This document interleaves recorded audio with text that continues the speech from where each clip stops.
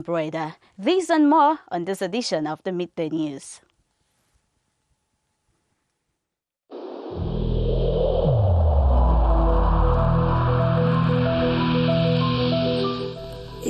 In this connection, we should avoid stigmatizing.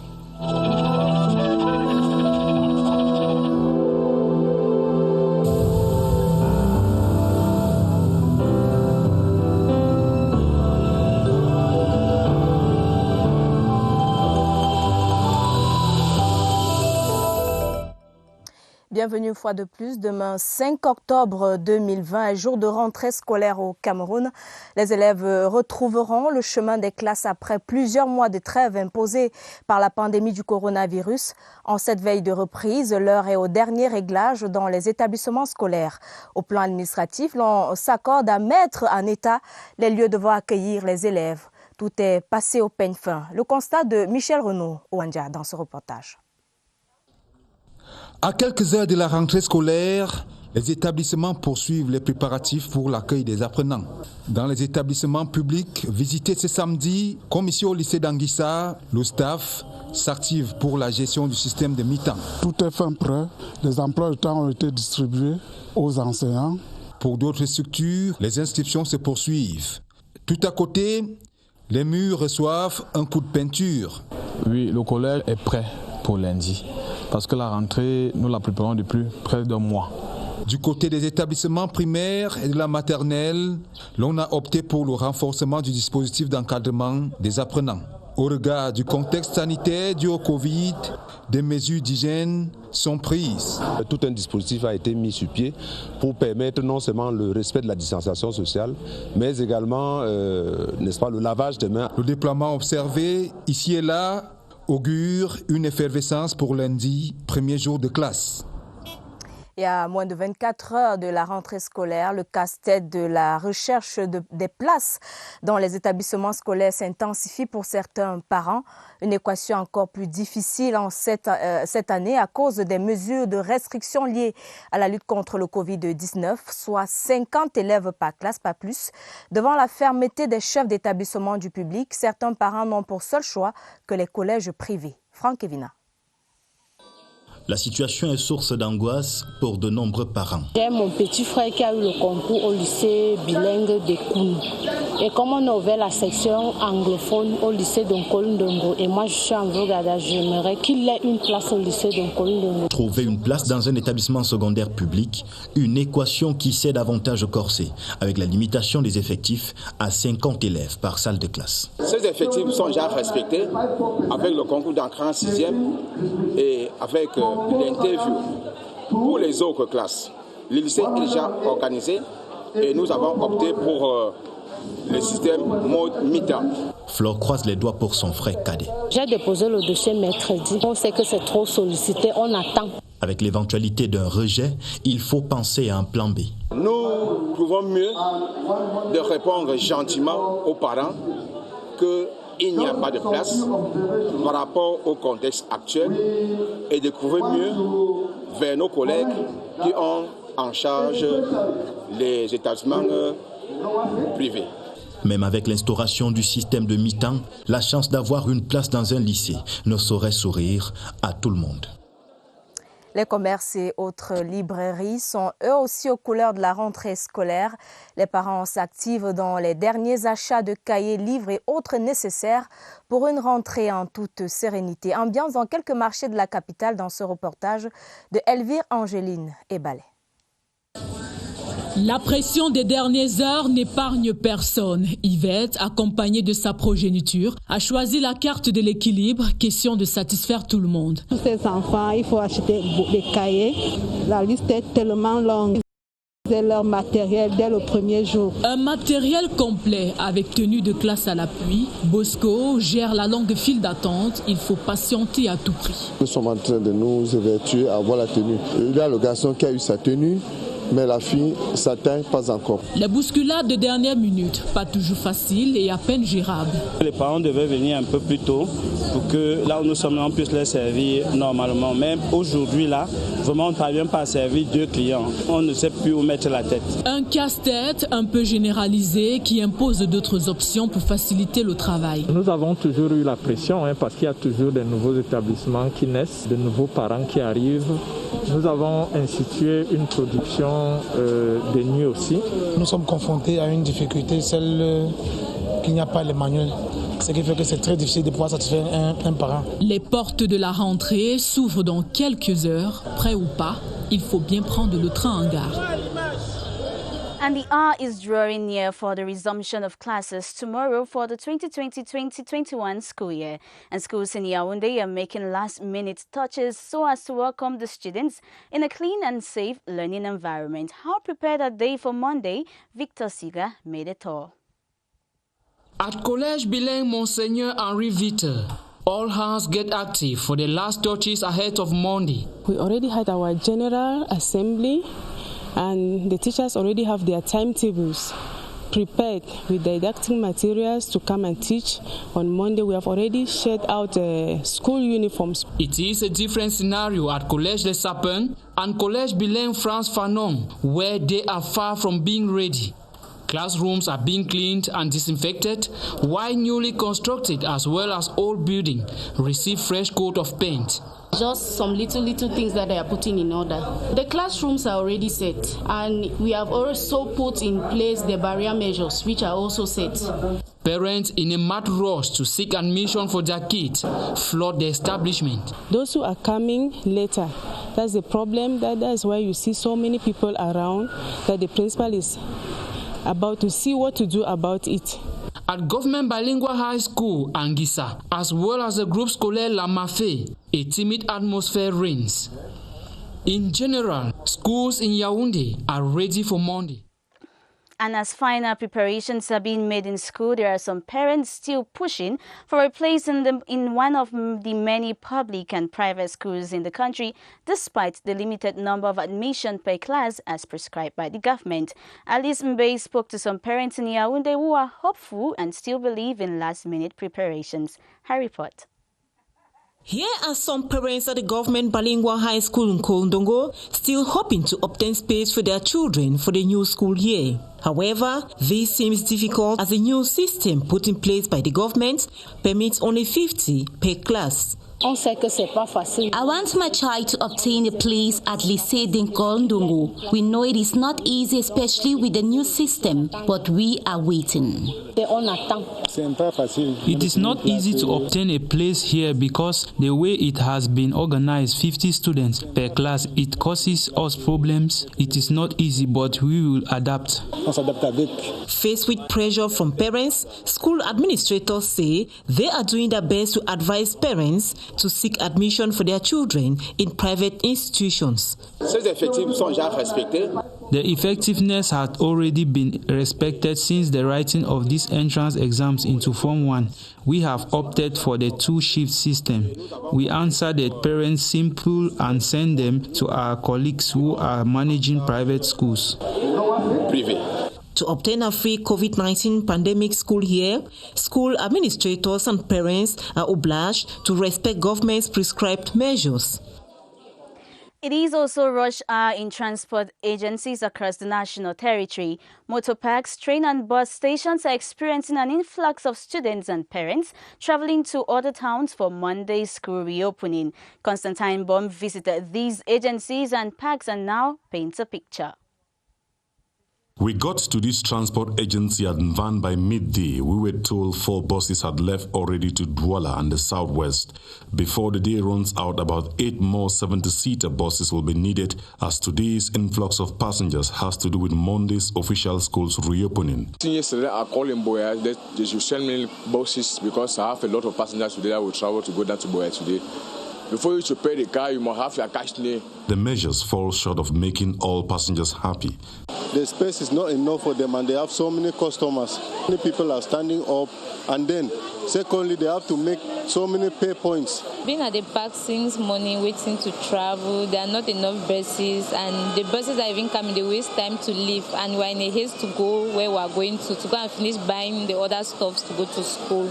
Places are too tied up, no space to breathe, people are just standing. We shall be experiencing more traffic congestion in Van, which hosts many transport agencies as the buses keep getting in and out of Yaoundé. Not much traffic in the BMRC neighborhood as most of the agencies do the night journey. In the Tongola neighborhood, transport agencies have made the efforts to get more buses, but fall short in getting comfortable waiting accommodation as well as tickets sales points. En ce temps de rentrée scolaire, la générosité des âmes de bonne volonté ne cesse de se manifester aux populations dans le besoin. C'est le cas dans le département du Vouri où l'association Kindle Community vient de remettre des denrées alimentaires et des fournitures scolaires aux orphelins et autres personnes nécessiteuses. Le geste leur a été transmis en présence du délégué départemental des affaires sociales pour le Vouri. Léon Bertrand Tanifo est à Douala. Empreinte d'espoir pour des personnes qui côtoient au quotidien la désolation. Au bout de la chaîne de solidarité de Kringle Community, les orphelins et les personnes défavorisées du Vouri ont pu bénéficier d'un moment de réconfort. Réconfort en parole, mais aussi en acte, par le don des paquets de produits de première nécessité. C'est un temps pour venir ici, donner à toutes les personnes handicapées, les nécessiteux, qu'il y a encore l'espoir pour eux, qu'ils ont encore une autre famille qui sont là pour les soutenir. Des dons qui éveillent les sens et l'espoir perdu par les bénéficiaires. Et malgré la douleur du handicap, les mots de gratitude trouvent la juste voie. Il viendra comme ça combler le grenier de plus d'un qui n'ont pas de soutien dans le cadre familial. C'est une très belle initiative parce qu'il montre là la solidarité nationale qui est prônée par notre gouvernement et par le ministère des Affaires sociales. La distribution de ces dons coïncide avec la célébration du 4e anniversaire de Kringle Community au Cameroun et d'autres actions humanitaires sont déjà programmées pour redonner le sourire à ces personnes parfois clouées dans le cachot du désespoir. Et nous reviendrons sur cette actualité de la rentrée scolaire au cours de ce journal avec notre invité dans la région du Sud. Parlons à présent des régionales 2020. Le Conseil électoral d'Elections Cameroun a rendu public vendredi les listes retenues pour les élections régionales du 6 décembre 2020. Parmi les 111 listes des représentants du commandement territorial, 7 listes viennent du Nord-Ouest et 6 du Sud-Ouest. Des listes assez représentatives pour ces zones qui bénéficient d'un statut spécial. Le décryptage de Agnès Solange à Bossolo. Le 6 décembre 2020, les régions du Nord-Ouest et du Sud-Ouest, comme les 8 autres régions du Cameroun, seront de la grande messe électorale. Dans la course aux conseillers régionaux, la région du Nord-Ouest présente 7 listes des candidatures réparties dans les 6 circonscriptions électorales, telles que la Boyo, le Dongamontung, la Menchoum, la Mezam, conduite par le Fon Angwafor 3 Salmon, chief du premier degré, puis la Momo, et dans le Ngoketundia, il y a les chiefs Yakoum Kevin Teviv et Zofwa Aboubaka Fwanfon Young qui sont les têtes de liste. Traditionnels du premier, deuxième et troisième degré qui constitueront aussi le deuxième collège électoral du scrutin régional. Quant à la région du Sud-Ouest, elle est en lice avec 6 listes de candidatures de chaque circonscription, à l'instar du FACO, du Coupé Mandengouba, circonscription conduite par le chief Andrew Atem et Bako Bisson, puis le Lebialem qui a pour tête de liste le chief Azabaton Fontem d'Ifwa, la Magnou, la Mémé et puis le Ndian. Une représentativité d'un échantillon significatif du commandement traditionnel dans ces 2 régions qui bénéficient d'un statut spécial. Et dans le reste de l'actualité, le Cameroun s'enrichit de vaches à lait. 165 génisses gestantes en provenance de la France ont été réceptionnées à l'aéroport international de Garoua dans la région du Nord par le ministre de l'Élevage, des Pêches et des Industries animales. Le bétail contribuera à booster la production laitière locale et rehausser la qualité du cheptel bovin. Les détails avec Ousmane Sanda, CATV Nord. À bord de cet avion qui vient de fouler le tarmac de l'aéroport international de Garoua, des passagers spéciaux. 165 vaches laitières gestantes de race Montbéliard en provenance de France. Une première vague sur les 8 attendus qui traduit dans les faits la politique nationale d'amélioration génétique. C'est une révolution agricole telle que le veut le chef de l'État. Le chef de l'État a engagé le gouvernement dans la modernité et dans une agriculture dite de seconde génération. Nous traduisons dans les faits cette prescription du chef de l'État.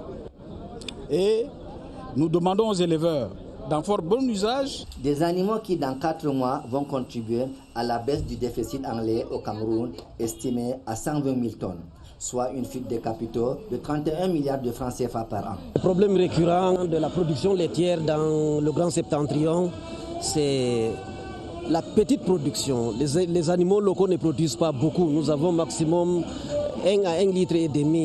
Pour les animaux plus performants, on peut aller jusqu'à 2 à 3 litres. La production va être boostée parce que les Montbéliards, c'est des animaux de grande performance, de grande production laitière. Ça va aider toute la région à avoir maintenant beaucoup de lait et ça va éviter à faire des importations de lait. Un programme du gouvernement financé par la Banque mondiale à hauteur de 54 milliards de francs CFA à travers le projet Prodel salue à sa juste valeur. Depuis des années, nous attendions ces génisses-là. Maintenant que c'est une réalité, nous disons merci au gouvernement, merci à son Excellence le Président de la République. Après avoir débarqué à Garoua, ces vaches pas comme les autres ont pris la direction de Louguéré dans le département du Mayo-Louti à bord des camions pour une période d'acclimatation de 30 jours avant d'être remises aux bénéficiaires du Septentrion. And we now move over to Studio 4, where Kylian Dadifon and his team are preparing for today's edition of Press R. Hello, Kylian. What's it like? What should we be expecting on today's agenda? Hi, Gladys. Good day to everyone. Welcome to your favorite program, Press R. Today we're going to, obviously, the topic that is hitting every household around the country now is back to school. Schools reopening 2020-2021 school year. That will be followed by the academic year a few days later. And we are going to look at the special measures that have been taken within the context of COVID-19 and prolonged crisis in the Northwest and Southwest regions. What has been done for students to go back to school come tomorrow, Monday, and later the academic year. That's what we're going to focus on this program. We're also going to look at the one subject, one textbook policy a year later, how effective it is, and we have just the type of panel that you would like to have on Press R. We have the Secretary General at the Ministry of Secondary Education. We are waiting for the Minister himself, Minister of Basic Education. We have Rogers Fogwe, who is a publisher, well known in Cameroon. We have our own Tewi Lambif. You can, from this casting, know that the program is going not only to be hot, informative, and very interesting, but we're going to come your way at 12:30 in about 12 minutes from now. Indeed, Hook on Kylian. where you are. We'll be right back. Indeed, after the Kylian. news. Do have a profitable program. We continue with the news and we stay on back to school. Some parents are trying to meet up with the requirements of this year's or tomorrow's school resumption. Some are putting pressure on tellers and seamstresses for uniforms, while others have complained of insufficient funds to make all items available. Alice Mbe reports. It is rush hour in all the markets and libraries around towns. Last-minute preparations are in the hearts of every parent. Yvette and her kids are in the market to get all necessary items for the Monday reopening school year. We need to buy books for the children. The list is very long, and they're expected to have all the school items on the first day. Bosco is at the tailoring workshop to get uniforms for his children. We are struggling to get all their school uniforms. My son has had his uniform, but the girl is still waiting. Tailors say last-minute preparations are not usually good because it gives them pressure, but they are managing the situation. We have always had this kind of pressure during school reopenings. There are always new schools that have opened and parents come for their uniforms. A situation that is imposing to library owners. We are faced with the difficulties of shortage with school manuals. It makes it difficult to satisfy the parents. No matter the situation, the 2020-2021 new school year will kick off in a few hours ahead. And over in the Northwest region, some internally displaced persons and orphans from the Bamenda 1 Council area have received materials, including bags, exercise books, and protective wares. The donation aimed at preparing the less privileged children for the new school year is a gesture of a Bamenda-based non-governmental organization with its mission to elevate the sufferings of vulnerable persons in the society. Karinta Samnali reports from Bamenda. These internally displaced and less privileged are ready to embark on the school journey, which they were forced to disengage some years back. I went to school, but I stopped studying, and I'm happy to go to school. And inside this bag, there are books, rulers, pencils, and erasers. Grace Charitable and Rehabilitation Organization say they have been on the field preaching the back-to-school message. We have been talking with pastors, we have been talking with traditional authorities, we have been talking with civil society, we have been talking with different parents, encouraging them, counseling them, sensitizing them about the reopening of school. And one of these vulnerable persons are these IDPs and orphans. And we believe that giving hope to the hopeless is the best way is to educate these young ones. And they cannot be educated if they don't have these learning materials. The NGO says it will continue with their humanitarian gestures in the 7 divisions of the region when schools must have effectively resumed by assisting the vulnerable with tuition. Rentrée scolaire dans la région du Sud. En zone rurale, c'est le temps de récolte des produits vivriers. Au village Nzem, une banlieue des Bolova, ces produits agricoles sont les principales sources de revenus et les parents misent dessus pour assurer une bonne rentrée à leurs enfants. Notre reporter Charles Abo Solo Oba s'est entretenu avec un parent de zone rurale qui nous dit comment se prépare la rentrée scolaire de ce côté. Bonjour le Sud. Bienvenue dans la localité de Azem, à 6 km de la ville de Bolova, où nous sommes reçus par M. Akabe Moïse Roger, commissaire de police à la retraite, reconverti dans les activités agricoles. Monsieur Akabe Roger Moïse, la rentrée scolaire ici dans votre famille et dans votre village, comment se prépare-t-elle? Pour la rentrée, j'ai d'abord une pension pour être un ancien fonctionnaire. Et maintenant, avec cette pension, j'ai la facilité de demander un crédit scolaire. Quand on m'accorde le crédit scolaire, comme on l'a fait cette année, l'argent ne suffit pas, mais je complète avec les produits agricoles. J'ai fait une plantation cacaoyère quand j'étais en activité. Actuellement, elle commence déjà à produire. En dehors de ça, j'ai fait le concombre, comme vous voyez derrière moi, dans le cadre des alimentaires. Si on va même derrière là, vous verrez aussi quelques étangs que j'ai initiés. Actuellement, ce n'est pas fourni. J'attends les alevins. Mais tout cela, ça complète pour que j'ai assez de moyens pour la rentrée scolaire. Alors, par exemple, par rapport aux étangs, ça m'aide souvent tout le long de l'année pour pouvoir payer le transport de tous ces enfants-là. Parce que je vous disais que le transport ici, c'est la chose qui coûte cher. Il faut que les motos transportent les enfants à l'école chaque matin, les ramènent chaque soir. Alors, chaque mois, il faut mettre 10 000 francs par enfant pour le transport. Cette dernière question, c'est une rentrée scolaire sous fond de lutte contre le Covid-19. Comment est-ce que vous faites dans cette famille et dans cette localité? Comment vous vous êtes préparé pour que les enfants soient protégés? Par rapport à la rentrée scolaire de cette année, avec la pandémie du Covid-19, la rentrée est tout à fait particulière parce qu'il fallait ajouter certains effets tels que les bottes des enfants, les manteaux, les pulls verts parce qu'ils doivent être habillés chaudement tout le temps et des bas. Il faut leur acheter, on leur a mis des combinaisons pour que quand ils prennent la moto et qu'ils soient bien habillés pour aller à l'école. Évidemment, on ajoute à cela les cache-nez et évidemment leur comportement à l'école, de se laver les mains et éviter d'embrasser les gens un des autres. Merci de nous avoir accordé cet entretien. Merci. Et nous disons merci à Charles Lebon Noesso de CRTV Sud qui s'entretenait avec Roger Moïse et Kabé, parents d'élèves en zone rurale dans la région du Sud.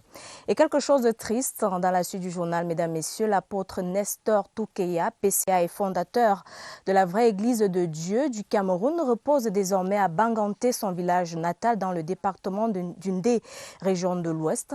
Il a été conduit à sa dernière demeure le week-end dernier. C'était en présence d'une foule nombreuse et des délégations venues des 4 coins de la planète témoigner le dernier voyage de cet homme de Dieu exceptionnel.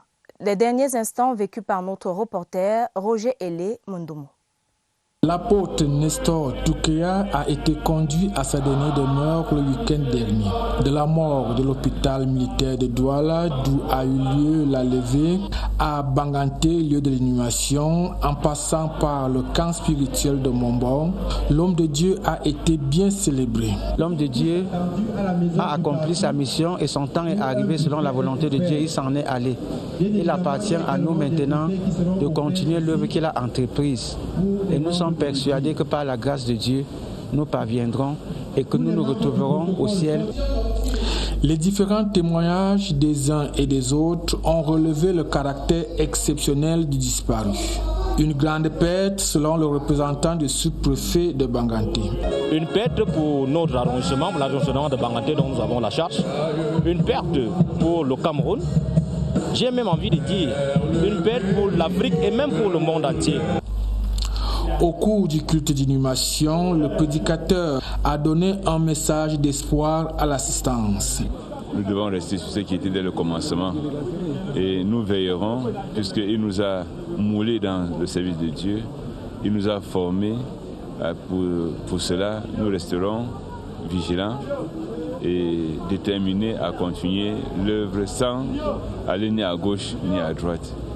Ainsi se referme la page vide de l'homme de Dieu, apôtre Toukeya Nestor, qui repose désormais auprès de son épouse, partie en 2015. May he so rest in peace. On to something else. How do you like to design your dress? On today's featured page, we talk about embroidery in the local fashion industry, an act of adding details to a dress in order to make it more interesting or appealing. Our reporter Clarence Ngay met with an embroiderer, Olu Franklin in Yaoundé, who neatly tailors embroidered lines and crafts in African dresses for both men and women. His report. Embroidery is the craft of decorating fabric or other material using a sewing machine to apply thread. Some of the stitches of earliest embroidery are chain stitches, buttonhole or blanket stitch, satin stitch, and others. This is the craft chosen by this young entrepreneur from the Obang tribe of the Northwest region. He is one of the enterprising youths of his generation who is so ambitious. He aims to see the impact of his skills felt across the world.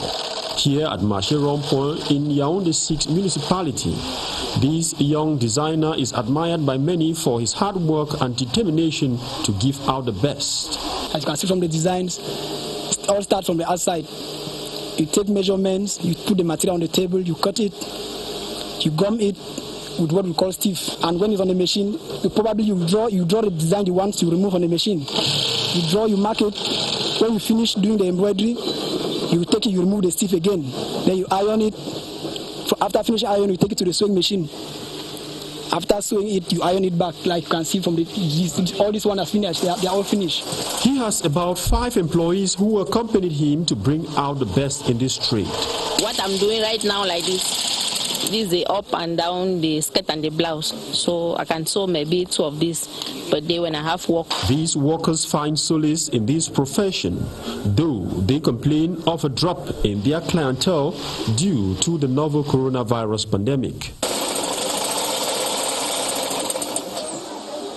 The work is not labor-intensive as almost everything is done by these sewing machines. This is how the finished result looks like. Beautiful indeed. Et ces belles images sur le Made in Cameroun referment cette édition d'information, mesdames, messieurs.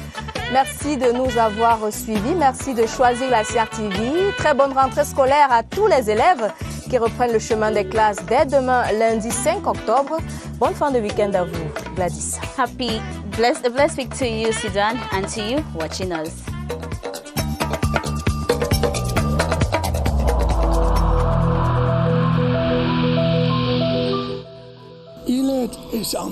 Each of us must comply with the measures that have been taken.